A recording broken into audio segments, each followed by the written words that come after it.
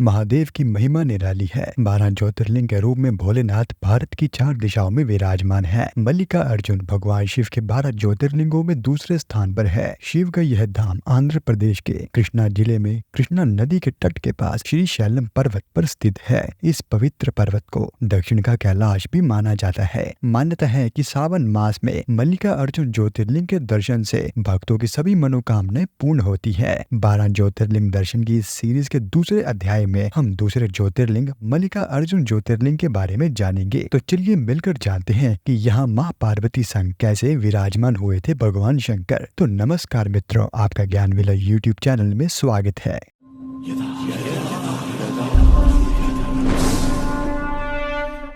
धार्मिक ग्रंथों के अनुसार हिंदुओं के लिए श्रीशैल पर्वत का महत्व बहुत ही अधिक है और इसे बहुत ही पवित्र भी माना जाता है। इस पर्वत पर जो व्यक्ति भगवान शिव की पूजा अर्चना करता है वह अश्वमेघ यज्ञ के बराबर फल पाता है। अश्वमेघ यज्ञ वह यज्ञ था जिसे राजा महाराजा अपनी योग्यता, अपनी विजय को सिद्ध करने के लिए किया करते थे। रामायण में श्री राम और महाभारत में युधिष्ठिर ने भी अश्वमेघ यज्ञ किया था। शिव पुराण के अनुसार यह बताया गया है कि मल्लिका का अर्थ माँ पार्वती और अर्जुन का अर्थ भगवान शिव है। भारत के 12 ज्योतिर्लिंगों में से मल्लिका अर्जुन दूसरे स्थान पर है। इन 12 जगहों पर भगवान शिव स्वयं प्रकट हुए थे और इसीलिए इसे ज्योतिर्लिंग कहा जाता है। हिंदुओं का यह मंदिर भगवान शिव को समर्पित है। इस मंदिर में मल्लिका अर्जुन भगवान शिव के रूप में विराजमान है। हिंदू धर्म के संकंद पुराण में श्री शैलम ज्योतिर्लिंग का वर्णन किया गया है। जब जगत गुरु आदि शंकराचार्य जी ने पहली बार इस मंदिर की यात्रा की थी तब उन्होंने यहाँ शिव नंद लहरी की रचना की थी। मल्लिका अर्जुन मंदिर के पास में ही एक जगदम्ब माता का मंदिर भी है। ऐसा कहा जाता है कि यह मंदिर 51 शक्ति पीठों में से एक माना जाता है। माता का यह मंदिर माँ सती का स्वरूप ब्रह्मरंबिका के रूप में विख्यात है। पुराणों के अनुसार ऐसा कहा जाता है कि जब माता सती ने यज्ञ में कूदकर अपने प्राणों की आहुति दे दी थी तो भगवान शिव क्रोधित होकर प्रचंड रूप में माता सती के मृत शरीर को उठाकर पूरे ब्रह्मांड का चक्कर लगाने लगे थे। उस समय जहाँ जहाँ माता की श्री अंग गिरे वह स्थान शक्ति पीठ कहलाए। भगवान शिव और माता पार्वती के 2 पुत्र हैं जिनका नाम श्री गणेश और कार्तिकेय है। एक दिन भगवान गणेश और कार्तिकेय विवाह के लिए आपस में झगड़ रहे थे